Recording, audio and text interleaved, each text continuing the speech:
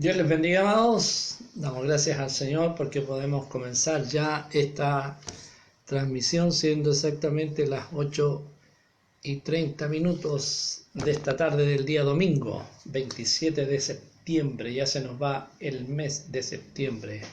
Amén. Así que ayúdanos el Señor. Vamos a comenzar orando. Mi esposa Anita no se quiere ver ahí en cámara, pero le voy a pedir que nos lleven a una oración. Si se puede acercar aquí un poquito para que se escuche su oración. Amén. Ella va a estar orando, va a estar encomendando al Señor este tiempo en la presencia del Señor. Amén, Anita, Dios te bendiga. Vamos a escucharla a ella en oración. Buen Dios y Padre Celestial, estamos ante su Amén. presencia. Amado Dios, en el nombre de Jesús, a través de estas redes, rogándole, Señor, que cada hermano, Dios mío, de nuestra congregación Amén. se pueda congregar a esta hora. El Espíritu Santo, Señor, les reargulla y pueda convocarles, amado Dios, para poder estar juntos, Señor, a través de esta red y poder, amado Dios, aprender de su palabra y Amén. entender, Señor, que usted quiere que estemos atentos. Por eso pido a la presencia del Espíritu Santo que nos guíe, Amén, que nos Señor. ayude y Amén. este sea un momento lleno de bendición para cada uno de Amén, nosotros. amén. Lo pedimos, Señor, en el nombre de Jesús. Amén. Amén. Dios les bendiga, amados. Amén. Damos gracias ahí a los que se están ahí conectando, ¿cierto? Dios bendiga a mi hermana Janet Ramírez. Amén. Y hay otros más ahí conectados. El Señor les bendiga.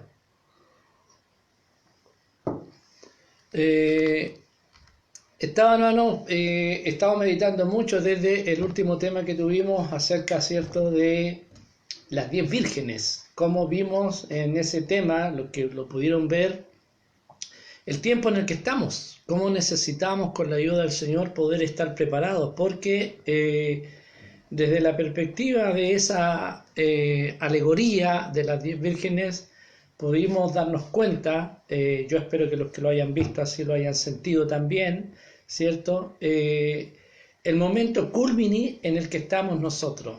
Y si creemos eso, ¿cierto? También creemos nosotros que debemos prepararnos, y a través de esa parábola o alegoría de las 10 vírgenes vimos que hay una sola forma de estar preparados, porque va a llegar un minuto, ¿cierto?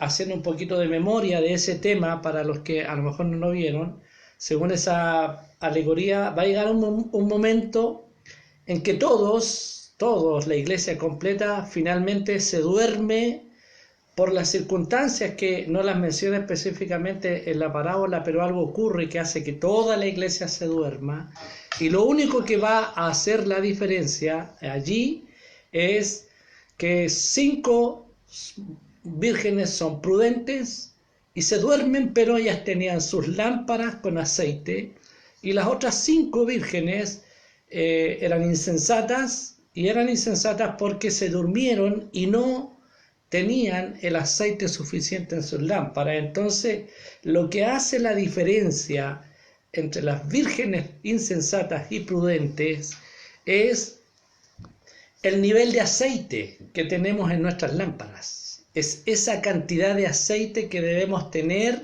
necesariamente en nuestras lámparas para que cuando venga esa somnolencia espiritual que va a afectar a toda la iglesia del Señor en todo el mundo, según esta parábola, ¿cierto?, que habíamos visto, al menos usted, querido hermano, nosotros tengamos ese aceite, estemos con el aceite, porque cuando escuchemos el barullo, ¿cierto?, del mensajero del Señor anunciando la venida del Señor, podamos despertar. Y una cosa que vimos en esa parábola es que el tiempo es tan breve que no da espacio para que las vírgenes insensatas que no tenían el aceite necesario se preparen. No hay tiempo para prepararse cuando podamos ver ya la clara señal del anuncio inminente del Señor. Entonces se vuelve fundamental estar con aceite. Y aquí surge la pregunta: ¿y qué es el aceite? ¿Cómo nos preparamos? ¿De qué forma el Señor, ¿cierto?, quiere que nos preparemos? Y la verdad, hermano, he estado estos días pensando, buscando, reflexionando al respecto del tema de cómo prepararnos, cómo ser esa novia prudente, esa novia inteligente, esa novia que va a estar ahí con el aceite necesario, con eso que se requiere para poder alumbrar su camino cuando el Señor venga. Y nada mejor, hermanos, que encontrarlo en la misma palabra del Señor. Y hay un tema en el que a mí muy poco me ha gustado meterme porque la verdad me reconozco ignorante, me cuesta mucho, hermano, pero estudiando y viendo en estos días, en estas 2 semanas, porque han pasado 2 semanas desde esa prédica, hermano, me he dado cuenta que hay un lugar maravilloso donde podemos encontrar una dirección sabia, una dirección precisa, y es de parte del mismo Señor Jesucristo. Es más, podemos decir que es de parte del Padre, del Hijo y del Espíritu Santo, que nos envía a nosotros unas cartas a su iglesia y nos dice en esas cartas qué tenemos de bueno y qué tenemos de malo. Y me estoy refiriendo, hermano, a las 7 cartas de Apocalipsis que aparecen en el capítulo 2 y 3 de Apocalipsis, las 7 cartas a las 7 iglesias que aparecen allí en el libro de Apocalipsis. Precisamente es en esas cartas donde nosotros podemos encontrar, porque yo estaba preguntándome al Señor, ¿y qué hacer? ¿Cómo prepararnos? ¿Cómo estar listos? Y precisamente en estas 7 cartas y estudiando más profundamente este tema, he encontrado, hermanos, que ahí está la respuesta del Señor. Ahí está el cómo, el cuándo, el qué hacer, el qué no hacer para estar listos para ese momento en que el Señor nos llame. Porque en estas 7 cartas nosotros podemos encontrar respuestas del Señor. No la revelación, ni el sueño, ni la visión de ningún hombre. La respuesta bíblica del Señor a qué hacer y cómo estar preparados en estas 7 cartas. Nosotros, sería interesante, hermano, que ojalá tengas por ahí papel y lápiz y si no después anota, porque hay hartos datos muy interesantes que vamos a encontrar, que yo decidí, con la ayuda del Señor espero, comenzar desde hoy una serie que va a hablar acerca de estas 7 iglesias. Vamos a estudiar un poquito en más profundidad estas 7 cartas a estas 7 iglesias, porque sinceramente estoy plenamente convencido que ahí, en estas 7 cartas, nosotros tenemos una dirección precisa de cómo vivir la vida como cristianos en el tiempo en el que estamos en el mundo hoy. Amén. Así que vamos a considerar a partir de este día este tema. Puede usted anotar ahí si quiere. Vamos a comenzar la serie El mensaje a las 7 iglesias, un mensaje para hoy. Así le he puesto yo a este título, ¿cierto? El mensaje a las 7 iglesias, un mensaje para hoy. Perdón, hermano. Necesitaba tomar un poquito de agüita. Ahora, considerando el tiempo que estamos viviendo hoy, ¿cierto? Entonces se nos vuelve a nosotros imprescindible considerar cómo ve el Señor a su iglesia. No cómo la vemos nosotros los pastores, ni los líderes, no, cómo ve el Señor a la iglesia. Es lo primero que nosotros tenemos que preguntarnos. No le podemos pedir a los demás, ¿cierto? Al pastor, al amigo, al hermano, al cónyuge, ¿qué opina? La opinión correcta, certera, segura, es la opinión que tiene el mismo Señor Jesucristo acerca de nosotros, ¿cierto? Así que lo primero, ¿cierto? La primera pregunta es, ¿qué opina el Señor de su iglesia? ¿Cómo nos ve el Señor? ¿Cómo nos está viendo el Señor a nosotros? Y eso, querido, es lo que encontré y encontramos en estas 7 cartas, cómo el Señor nos ve, cómo el Señor nos trata, cómo el Señor nos habla, cómo el Señor nos va a exhortar, cómo el Señor nos va a reconocer lo bueno y nos va a advertir sobre lo malo. Vamos a encontrar ahí algo extraordinario en estas cartas y es lo que yo quiero comenzar a estudiar este día. Amén. Desde el libro de Apocalipsis, en el capítulo, acuérdense, estamos viendo en el capítulo 2. Amén. Yo quiero leerles el texto partiendo por la primera carta, que es la carta a Éfeso, en Apocalipsis, en el capítulo 2, versículo 1 al 7, dice así: escribe el ángel de la iglesia en Éfeso, el que tiene las 7 estrellas en su diestra, el que anda en medio de los 7 candeleros de oro, dice esto: yo conozco tus obras y tu arduo trabajo y paciencia, y que no puedes soportar a los malos, y has probado a los que se dicen ser apóstoles y no lo son, y los has hallado mentirosos, y has sufrido, y has tenido paciencia, y has trabajado arduamente por amor de mi nombre, y no has desmayado. Gloria a Dios, hasta ahí estamos ok, ¿cierto? Pero, y aquí viene el pero del Señor, pero tengo contra ti que has dejado tu primer amor. Recuerda, por tanto, de dónde has caído, y arrepiéntete, y haz las primeras obras, pues si no, vendré pronto a ti y quitaré tu candelero de su lugar, si no te hubieres arrepentido. Pero tienes esto, que aborrece las obras de los nicolaitas, las cuales yo también aborrezco. El que tiene oído para oír, oiga lo que el Espíritu dice a las iglesias. Al que venciere le daré a comer del árbol de la vida, el cual está en medio del paraíso de Dios. Amén. Palabra del Señor. Amén. Allí parte, ¿cierto?, la primera carta, la primera expresión del Señor a la iglesia.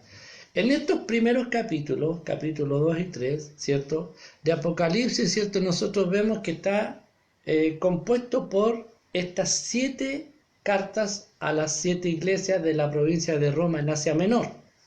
Ahora es interesante que esta es la Apocalipsis está escrito en algunas secciones muy interesantes, porque si usted lo mira, esta es una serie de otra serie de 7. Por ejemplo, esta es la primera serie de 7 cartas a las 7 iglesias. Después viene otra serie como la de los 7 sellos, la de las 7 trompetas, la de las 7 copas de la ira del Señor.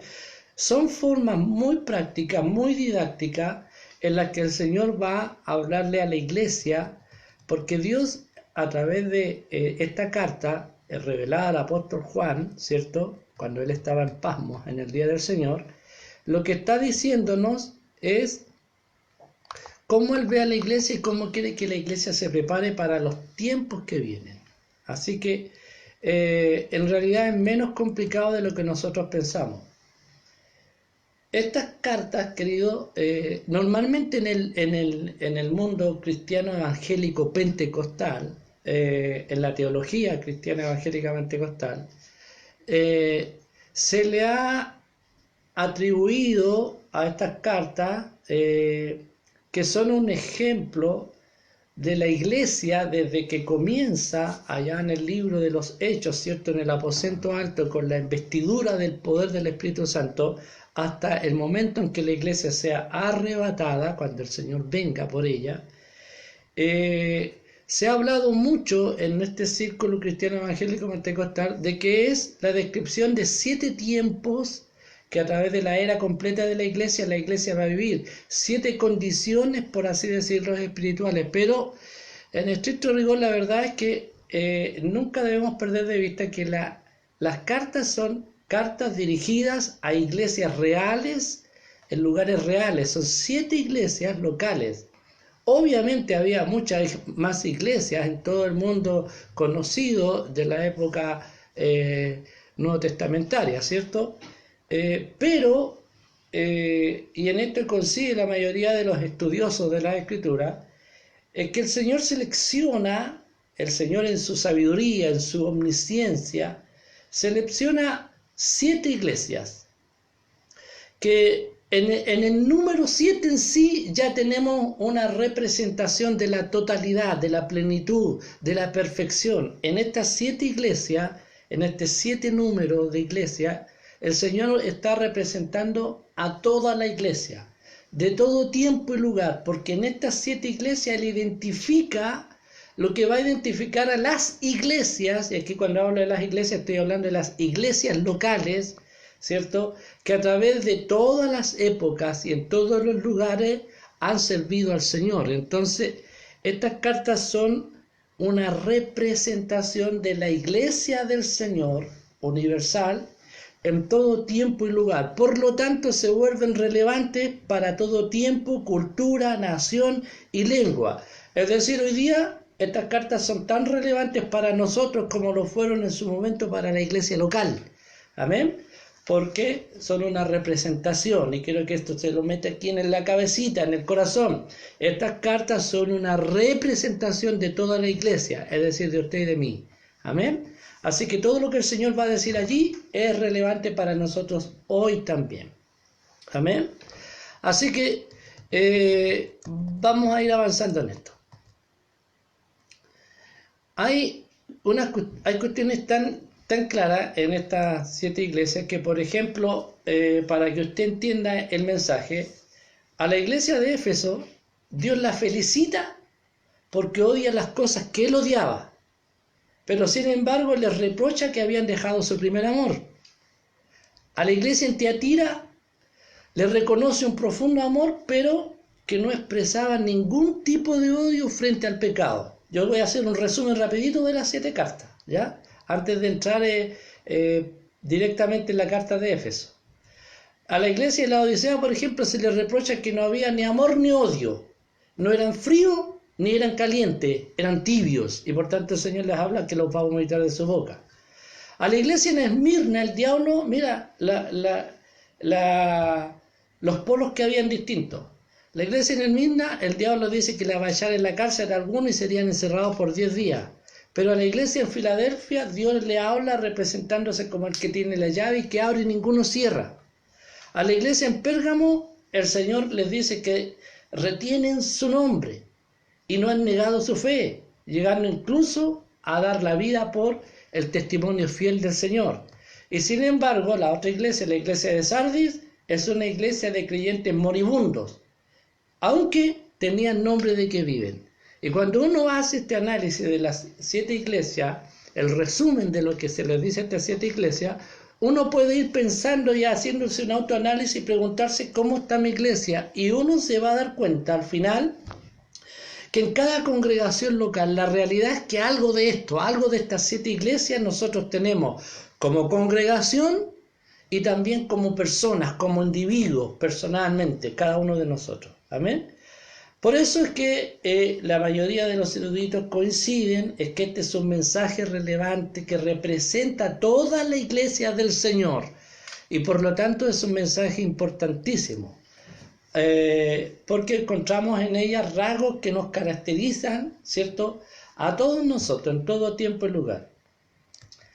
Otra cosa importante que quiero destacar de esto, antes de entrar en el tema de Éfeso, es que el propósito preliminar, ¿cierto? Lo primero que el Señor está queriendo hacer notar a la iglesia es que el juicio de Dios va a comenzar primero por su casa, y esto es lo que dice el apóstol Pedro en 1 Pedro en el capítulo 4, verso 17. El juicio del Señor comenzará primero por su casa. Así que cuando empieza la revelación, cuando Dios se revela a Juan, lo primero, antes de hablar de todo lo que viene en el futuro, Él le va a hablar de la iglesia en su condición actual, y le va a hablar a la iglesia personalmente, porque por allí parte el juicio de Dios, parte por la casa de Dios. Así que por eso es que se dirige en primer lugar a estas 7 iglesias que representan a toda la iglesia del Señor en ese tiempo y en toda época y lugar. Amén. Lo mismo, y esto porque el Señor no quiere que sea condenada, ¿cierto? Lo dice el apóstol Pablo en su primera carta de Corintios en el capítulo 11, el verso 32. El Señor no quiere que nadie se pierda. Entonces no quiere que se condene, y el Señor le habla primero a la iglesia en todos los términos posibles para que la iglesia finalmente se arrepienta y la iglesia sea salva. Amén.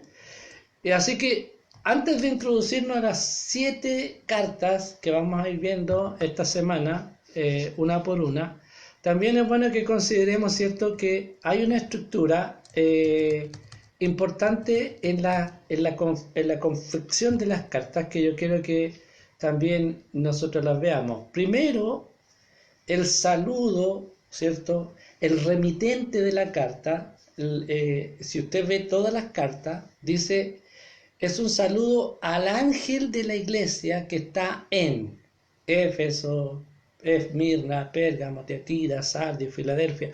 Pero lo primero es que el Señor envía un saludo y el remitente es el ángel de la iglesia. Sabemos que se está refiriendo al pastor local de cada una de estas iglesias. Cuando dice el ángel de la iglesia, es el mensajero de cada iglesia.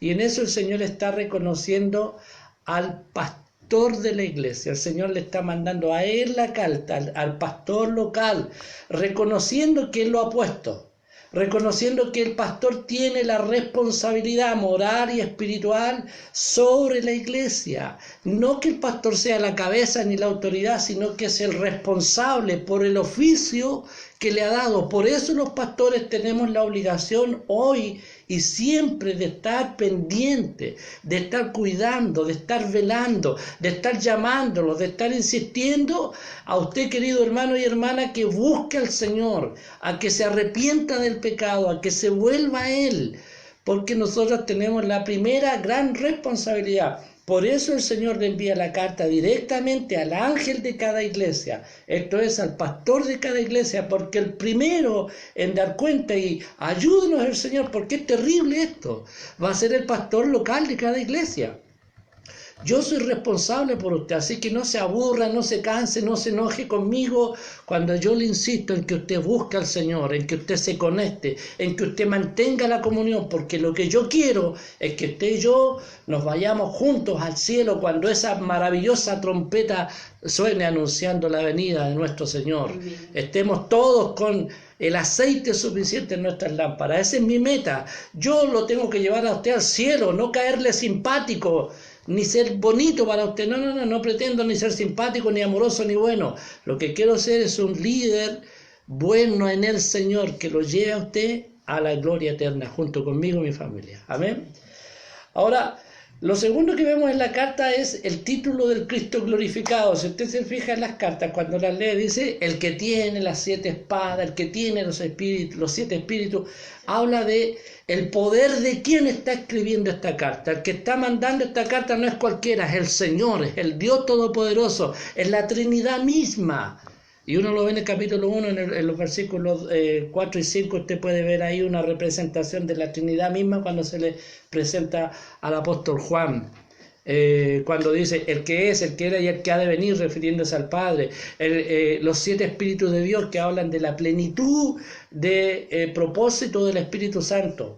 Y Jesucristo, el Señor, y ahí lo menciona con todas sus letras, ¿cierto? Estoy hablando de Apocalipsis capítulo 1, versos 4 y 5.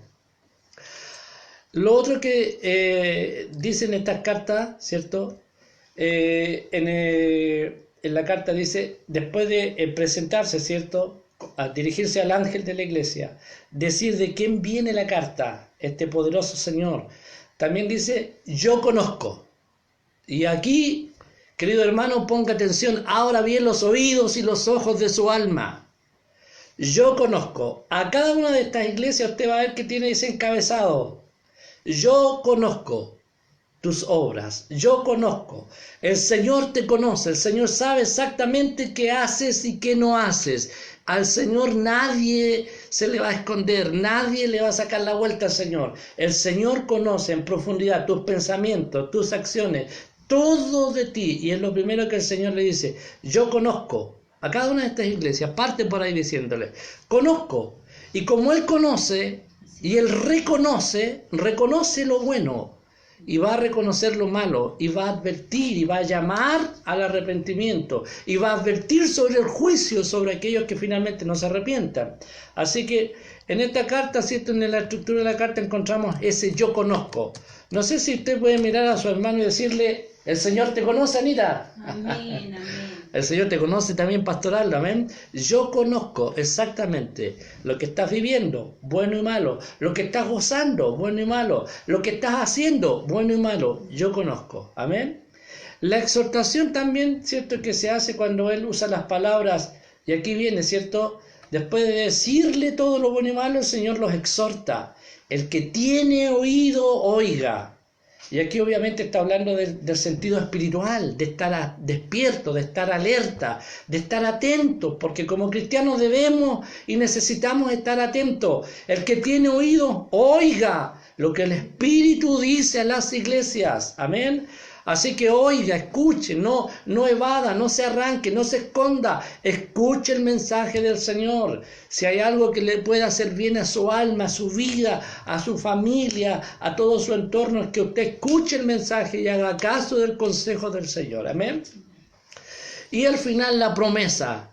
En todas las cartas tiene un llamado de atención. Oiga lo que el Espíritu dice. Y al que venciere. Y ahí está al final la promesa. Siempre nuestro amoroso Dios no está con la vara en la mano. Él está con la promesa en la mano. Él está con la recompensa en la mano. Está ahí dispuesto a bendecir. Dispuesto a darte con él su gloria. Por eso al final de cada carta dice, y al que venciere. Y ahí usted puede ver lo que dice en cada carta. Eso es la estructura de cada carta. Amén. Eso es lo que el Señor está haciendo en estas cartas, en este libro de Apocalipsis, que normalmente le tenemos miedo. Hasta yo, que debo confesar, es un libro que yo he evadido estudiar, pero he comenzado a estudiar porque he hallado que en este libro precisamente es donde tenemos nosotros la revelación, porque nos hemos quedado con la transliteración del libro, del nombre del libro, que es la palabra Apocalipsis. Es una transliteración, no es una traducción, es un paréntesis, ¿ya? De dos palabritas griegas que son apocalipto, así es. ¿Qué significa? Revelar, enseñar, dar a conocer.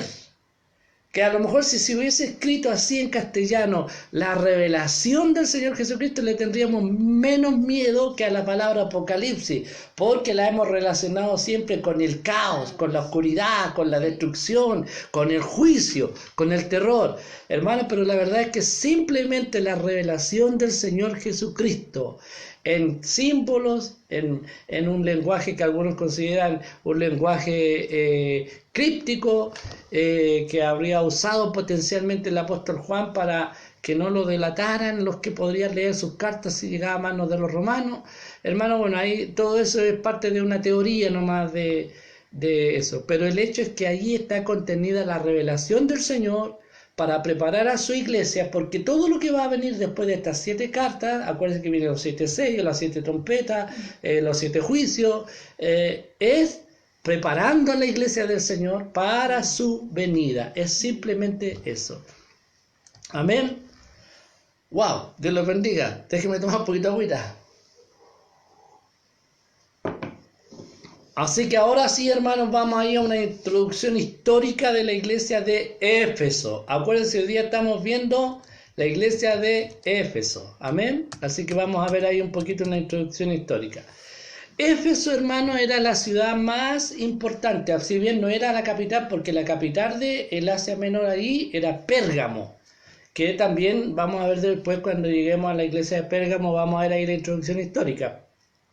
Pero Éfeso era la ciudad más importante porque además era una ciudad puerto, ¿ya? Y era el puerto más importante del Asia Menor, lo que convertía esta ciudad en una puerta comercial de suma importancia para toda esa área del Asia Menor, que es donde está hoy día Turquía. Amén. Toda esa zona geográfica donde usted puede ver en el mapa Turquía es lo que correspondía al Asia Menor. Así que, y ahí estaba, ¿cierto?, esta ciudad puerto, que era tremendamente relevante. Era una ciudad importantísima en ese sentido, que la convertía en una de las ciudades más importantes de ese lugar.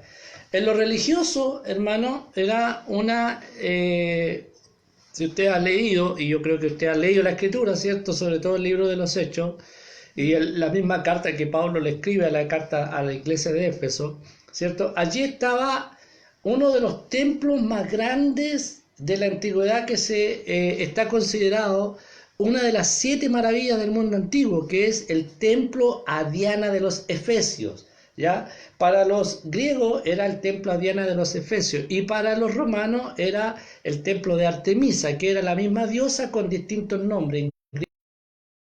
en Efesio, para los romanos. Entonces, era un templo impresionante, por eso estaba considerado como una de las 7 maravillas del mundo antiguo. Así que había un ambiente religioso, pagano, total, que imperaba en toda la ciudad, además de que también los efesios eran muy dados a las prácticas ocultistas, la magia negra y todas esas cosas. También hay hartos antecedentes, ¿cierto?, que la Biblia menciona, incluso cuando esta mujer que tenía un espíritu de adivinación, en Hechos en el capítulo 19, ¿cierto? Estamos ahí en Éfeso cuando eso ocurre. Era una ciudad de gente muy pagana, en un culto idolátrico a la sexualidad, porque Diana o Artemisa, ¿cierto?, era una diosa dedicada a la fertilidad, donde sabemos que ahí había una cuestión, un desenfreno sexual total, y donde había un imperio de las mujeres sacerdotisas que se consideraban, algunos eruditos hablan de que eran entre 300 y 1000 prostitutas sagradas que servían en ese templo. Así que el ambiente religioso, hermano, era una cosa bastante compleja, que afectaba sin duda a todos los ciudadanos de la ciudad de Éfeso. Pero Éfeso tiene una particularidad también, que además como iglesia es una iglesia, podríamos decir, privilegiada, porque el apóstol Pablo es el fundador de la iglesia en Éfeso. Él estuvo 2 años y un poco más completo estableciendo él mismo la iglesia en la ciudad de Éfeso. Después le siguió Timoteo, que fue preparado por el apóstol Pablo para pastorear en Éfeso, que estuvo también un largo tiempo en Éfeso. Ahí estuvieron Priscila y Aquila también ministrando. Estuvo el mismo Apolos, que también lo menciona el libro de Corintios, ¿cierto? Que era un maestro. Algunos también lo señalan como uno de los apóstoles de la época contemporánea, ¿cierto?, al apóstol Pablo. Así que esta iglesia gozó de grandes privilegios en cuanto a la base doctrinal, a la enseñanza, a la solidez del mensaje de la sana doctrina. Tuvo, por así decirlo, a los mejores maestros. ¿Qué mejor maestro para ellos que el apóstol Pablo, el apóstol de los gentiles, ¿cierto?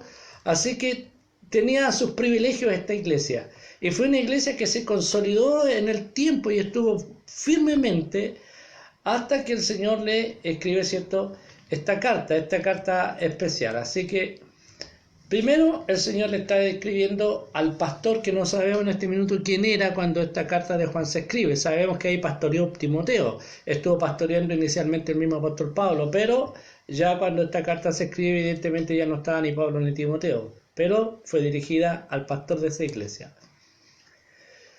El mensaje de Cristo, ¿cierto? Él se describe como el que tiene las 7 estrellas en su diestra. ¿Ah? Lo que primero le va a decir a esta iglesia el Señor es que Él tiene las 7 estrellas, ¿ah?, en su diestra. El que anda en medio de los candeleros de oro. Estos son símbolos de los pastores, de los líderes y de la iglesia, de la congregación, los candeleros de oro. Él los tiene en su mano, están en su mano, no van a salir de su mano. ¿Te recuerda una palabra del Señor que dice que Él nos tiene en su mano y que ninguna de sus ovejas será arrebatada de su mano? Él tiene en su mano la vida de todos y cada uno de nosotros. Él se pasea en la iglesia, Él no ha dejado nunca la iglesia, Él anda en medio de los 7 candeleros de oro. Ahí está. Recuerda usted el candelero, ¿cierto? Con las 7 manzanitas ahí, ¿cierto? Que son una representación de la iglesia. Bueno, el Señor Jesucristo está diciendo: yo tengo la autoridad en mi mano y yo me paseo en medio de la iglesia. No hay nada ajeno de la iglesia al Señor. No hay nada de la iglesia que el Señor no esté viendo ni considerando. Todo lo está mirando, todo lo está considerando. Así que por eso es que el Señor se representa aquí en el Apocalipsis, en el capítulo 1:13, dice: el que está andando entre las iglesias. No se menciona que estuviera caminando entre los candeleros, pero aquí añade el detalle para que nosotros podamos entender que Él está recorriendo las iglesias, está examinando con ojos de fuego su condición espiritual, mi condición espiritual.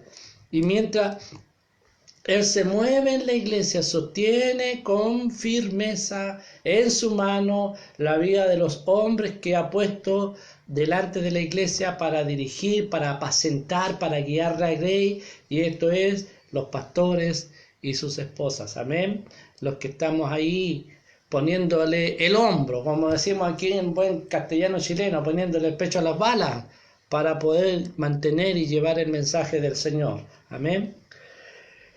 Como él dice, él juzga las iglesias. Antes de proceder a juzgar al mundo, el Señor va a juzgar a la iglesia. Eso no se lo olvide nunca. Él va a juzgar a la iglesia y Él está juzgando a la iglesia. Él ya está juzgando a la iglesia. Y al fin y al cabo lo que nos debe importar a nosotros no es lo que opina el mundo, no es lo que dice el mundo. Hoy día nosotros estamos viendo en la franja electoral tristemente como líderes, hombres de Dios que se supone que son hombres de la palabra, toman el nombre de la iglesia para representar sus propios intereses personales. Usted puede ver en la franja electoral hoy día de apruebo o no apruebo, va a ver en los dos bandos a pastores, unos por el apruebo y dicen los evangélicos, y yo hago aquí una denuncia y ojalá lo vean algunos de estos caraduras, no tomen el nombre de la iglesia para decir lo que ustedes piensan y sientan. Si usted está en desacuerdo y desaprueba, diga yo desapruebo. No diga los evangélicos desaprobamos, no. Y al revés, esos pastores que aprueban, que están de acuerdo con esta cuestión y dicen los evangélicos aprueban, no diga eso. Ustedes no representan a la iglesia entera. La iglesia se cuenta por miles y millones y ustedes apenas representan a su iglesia y quizás a su misión, que es pequeña entre muchas. Así que yo les pido, por favor, pastores, no sean caraduras. No tomen el nombre de todos nosotros los cristianos evangélicos porque usted no sabe cómo pensamos. Yo no voy a decir si apruebo o no apruebo, yo no estoy hablando de política, pero me acordé de esto y ya me dio rabia. Ayúdame al Señor, amén. El que juzga a la iglesia y el que nos debe importar es qué Cristo dice de la iglesia, qué Cristo opina de la iglesia, qué Cristo piensa de la iglesia. A mí lo único que me interesa no es que el mundo sepa que yo pienso y que siento y que quiero como ciudadano en esta nación. Me interesa qué Cristo piensa de mí. Si Él me está mirando con agrado, si Él se está agradando de lo que yo digo, de lo que yo hago, de lo que yo vivo, eso es lo que me interesa y eso es lo que debe interesarte a ti, hermano y hermana, como iglesia del Señor. Amén.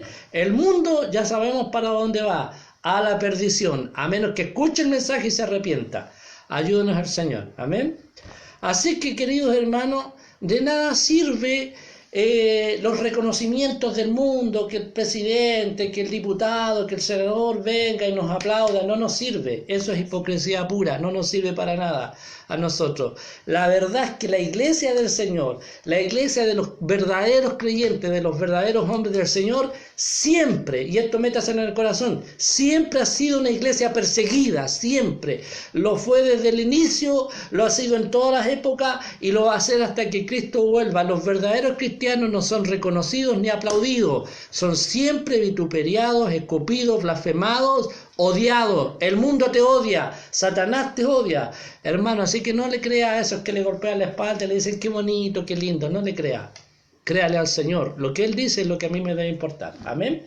Y estas cartas es lo que nos están queriendo decir. Para eso el Señor le escribe a estas 7 iglesias que lo representan a usted y a mí, y parte por esta iglesia que estamos viendo, la iglesia de Éfeso.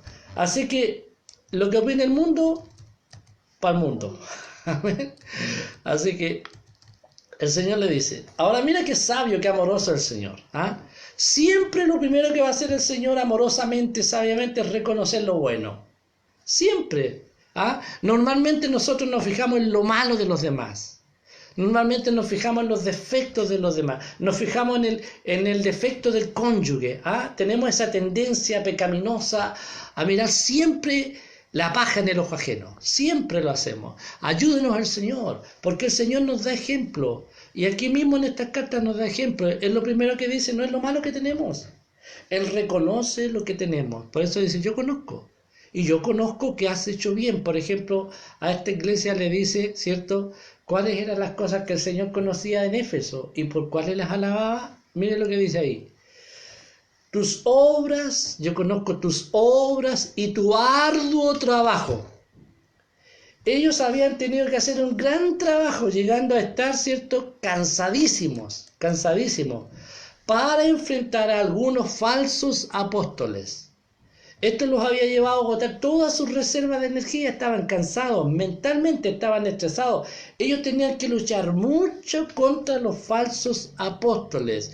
Y tenían que denunciarlo, y tenían que agarrar a los hermanos, y tenían que enseñarles la verdad, porque había muchos infiltrados. Hermanos, es interesante que hoy día nada se reconoce, no se habla. Hoy día estamos en una posición tan diplomática, nosotros los cristianos, que tan cómoda, como dice Anita aquí a mi lado, que nos hemos relajado totalmente, hermano, y queremos caerle bien a todo el mundo, y no nos atrevemos a decirle en la cara a algunos pseudo pastores, pseudo ministros, pseudo cristianos, que no son nada.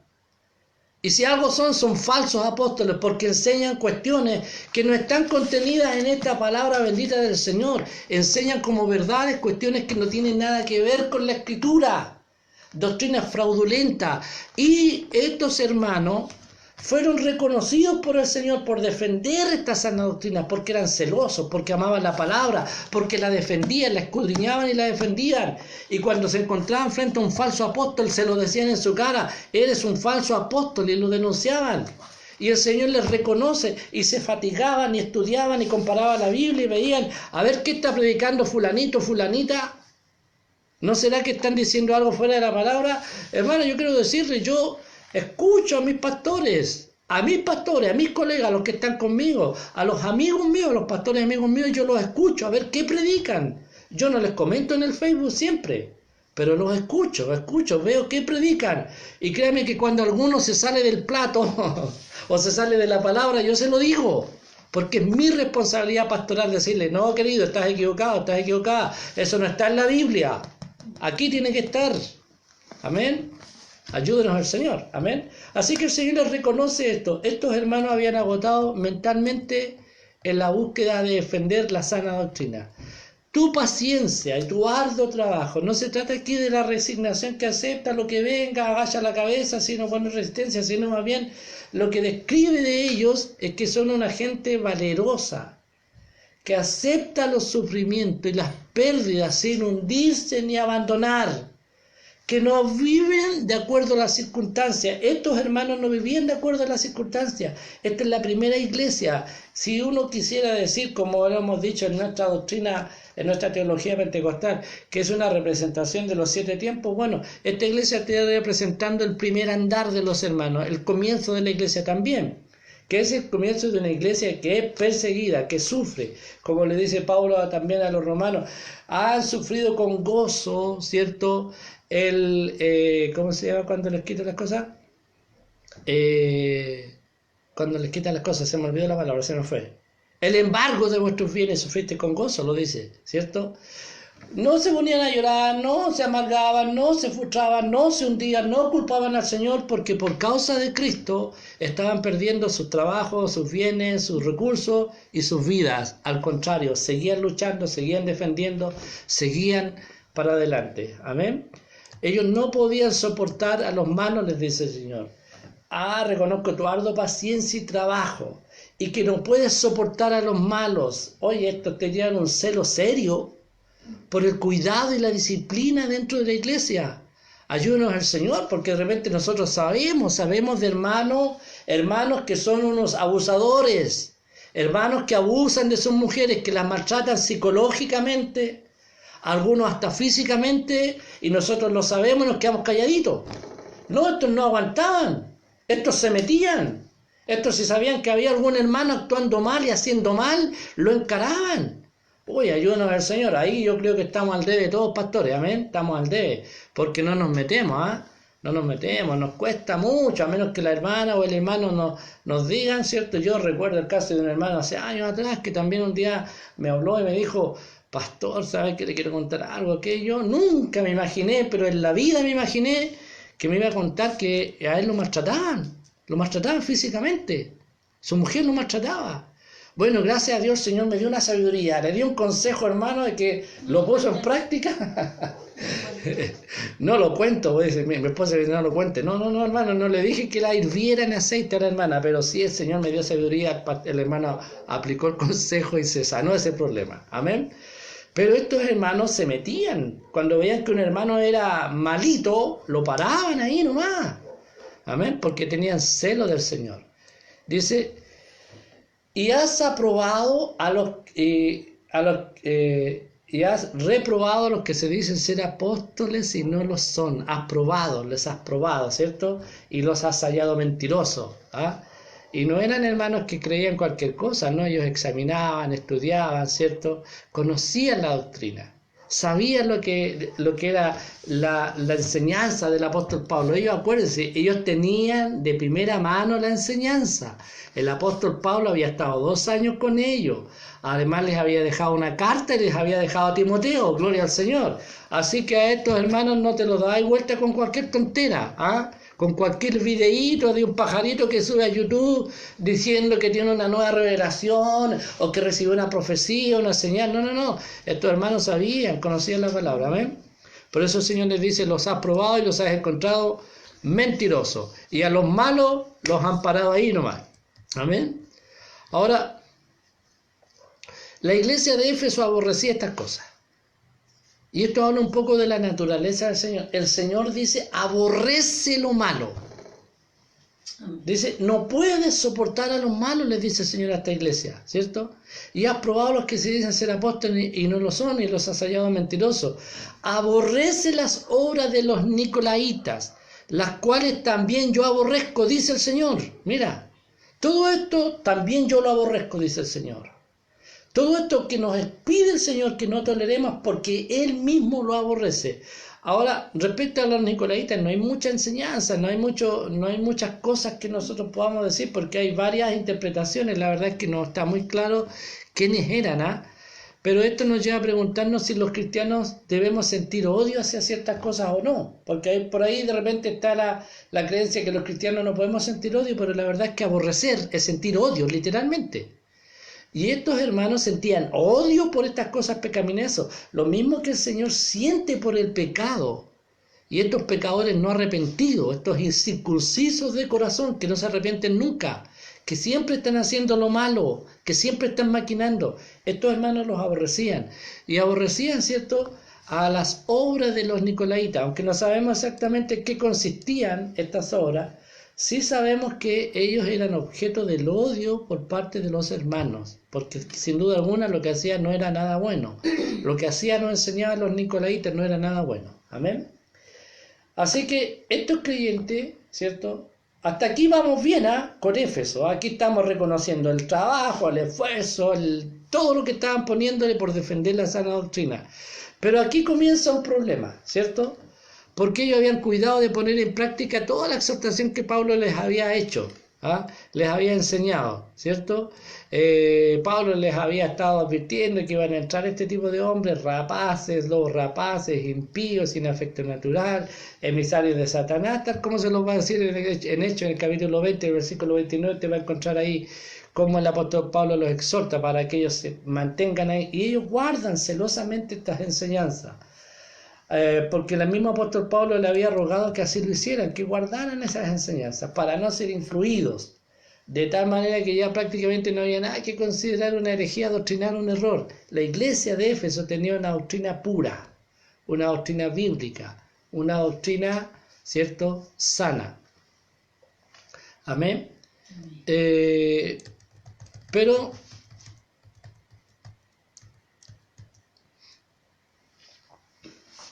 hasta ahí está todo bien, pero viene la reprensión del Señor, viene la reprensión, ¿cierto? Y es que ellos se habían concentrado tanto en la sana doctrina y en su celo espiritual que finalmente ellos aman más la doctrina que el autor de la doctrina, ¿cierto?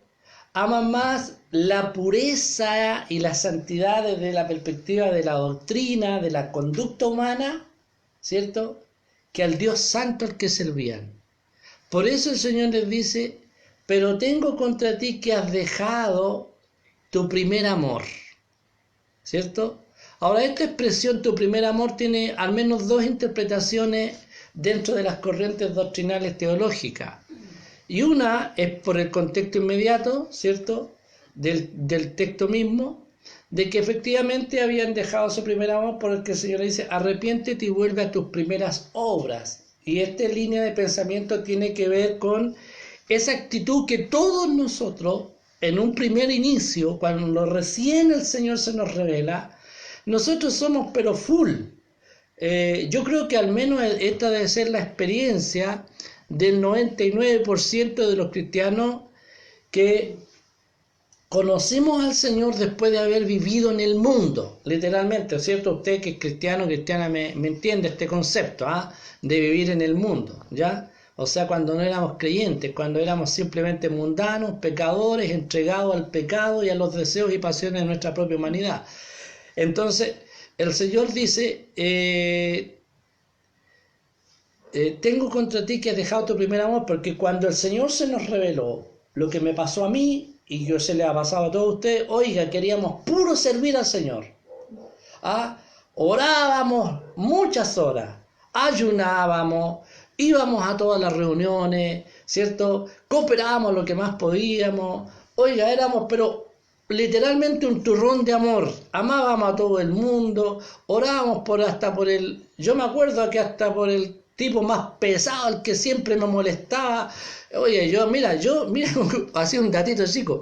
Yo había aprendido a usar los nunchakos, esos fierritos, esos dos palitos ahí como Bruce Lee, solamente con la intención de agarrar con esos fierros a fierrazos a un compañero de curso que tenía, que donde me pillaba en la calle me daba una patada siempre en el trasero, me pegaba y me molestaba. Y yo tenía tanto odio con ese cabro que yo aprendí a usar eso con la intención de pegarle, porque yo era flaco y no era bueno para los combos.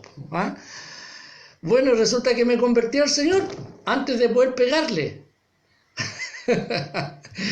Y por más remate, así que un día convertido al Señor me lo encuentro en la calle y yo con ganas de pegarle le decía, ¡ay, cómo estás! Y Dios te bendiga. Y mira qué lindo el Señor, también se había convertido, así que me dice, hola hermano, Dios te bendiga, qué bueno que estás en la iglesia. Y yo, qué bueno que estás en la iglesia. Y me quedé con las ganas de pegarle. Pero a eso provoca el Señor. Hermano, entonces cuando el Señor nos dice, pero tengo contra ti que has dejado tu primer amor, puede estarse refiriendo claramente a ese fuego, a esa pasión que nos movió en un inicio, como también otra línea de interpretación que también la encuentro correcta, es que se refiere al amor más importante, que has dejado el amor más importante, que es el amor. Ahora, yo no se lo voy a decir al tiro, pero quiero que usted me diga, usted que me está escuchando ahí, querido hermano y hermana, ¿cuál es el amor más importante en nuestra vida? ¿Se recuerda cuál es el primer y mayor mandamiento? Amarás, ¿cierto? ¿Cómo dice Anita? Amarás al Señor tu Dios con todo tu corazón, con toda tu alma, con toda tu mente y con toda tu fuerza. Amén. Amarás al Señor tu Dios con todo. Fíjate, todo. Ahí mira, el regulador medio de este texto es todo. Toda tu mente, toda tu alma, toda tu fuerza, todo tu corazón. O sea, al Señor hay que amarlo con todo.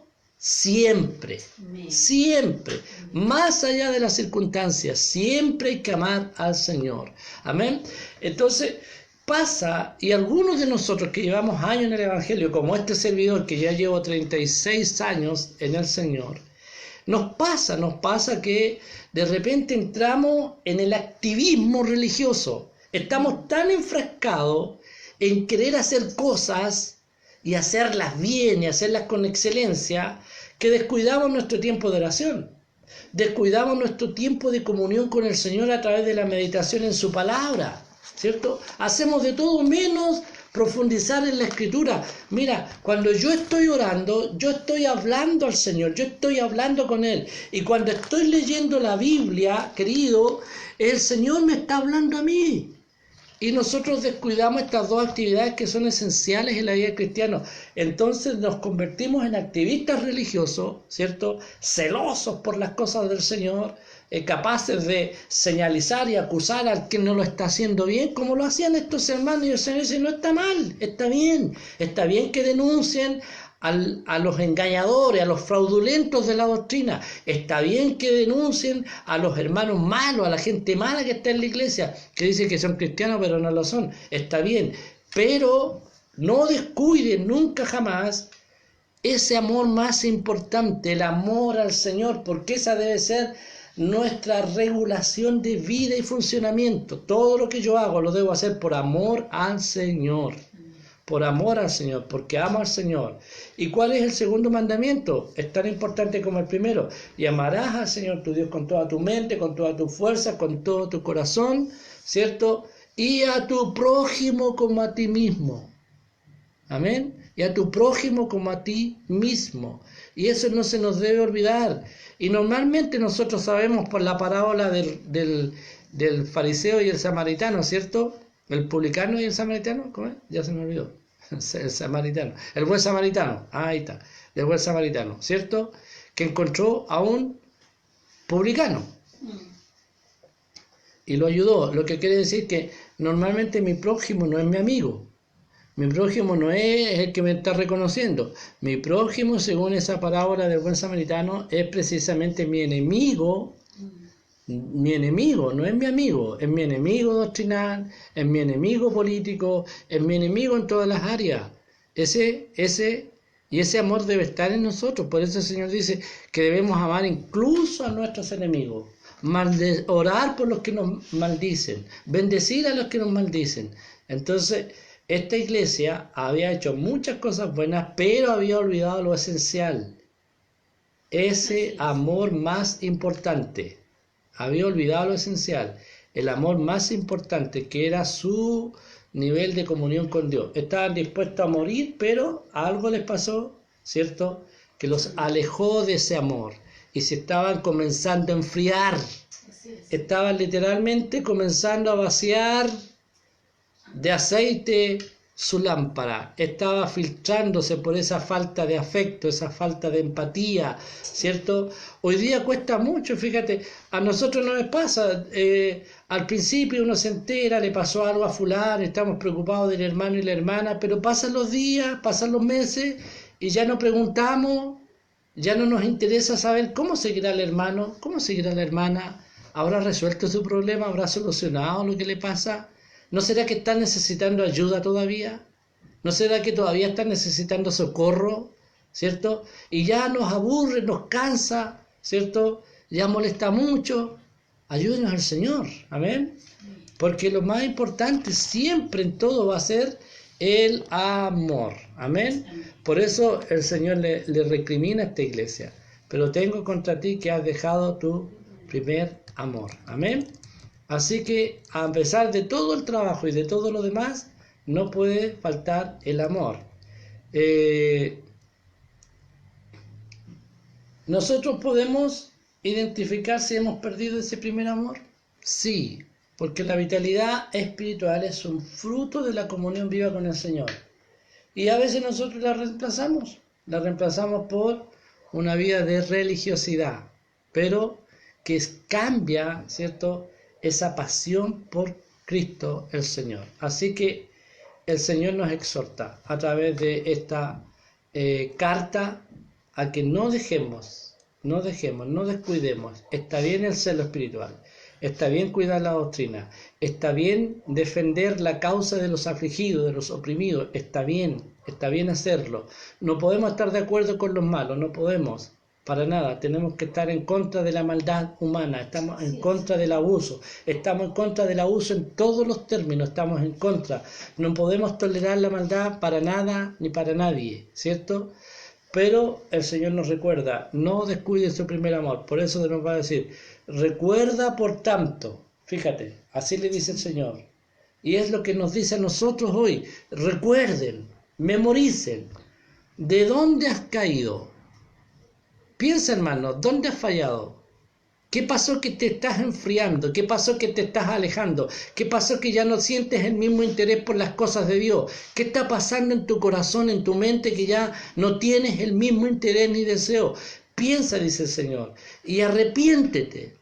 Y haz las primeras obras, vuelve a eso, vuelve a orar, vuelve a buscar al Señor, vuelve a meditar en su palabra, vuelve a los cánticos espirituales, vuelve a las obras de acciones justas, vuelve a preocuparte de los desamparados, vuelve a hacer algo, preocúpate, interésate. Averigua cómo están viviendo los demás. ¿No será que hay algún hermano que está necesitando nuestra ayuda? Pero ¿para qué pregunto? ¿Ah? ¿Para qué pregunto? ¿Cierto? Por eso el Señor dice, recuerda por tanto de dónde has caído y arrepiéntete y haz las primeras obras. Pues si no, y aquí una advertencia del Señor, vendré pronto a ti, a la iglesia, no al mundo, a ti, y quitaré su candelero de tu lugar. Si no te hubieras arrepentido, hermano, esto es una palabra de advertencia y de juicio. El Señor va a quitar literalmente, esto lo está diciendo textualmente, arrepiéntete porque si no vendré pronto a ti, quitaré tu candelero de tu lugar. Te dejaré en tinieblas, dice el Señor. Amén. Así que ayúdenos al Señor, ayúdenos al Señor. Así que en primer lugar les hace un llamado al arrepentimiento y les advierte de las consecuencias que tendría la iglesia si no obedece.